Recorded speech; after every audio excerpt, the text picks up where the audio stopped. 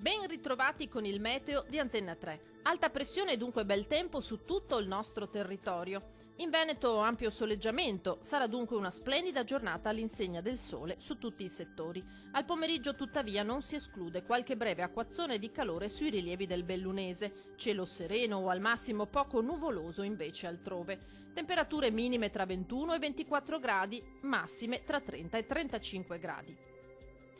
Diamo uno sguardo al Friuli Venezia Giulia, poche novità, situazione molto simile solamente con qualche pioggia al pomeriggio sui rilievi alpini. Ampio soleggiamento invece altrove con il cielo che si presenterà sereno o al massimo con presenza di poche nubi a carattere sparso.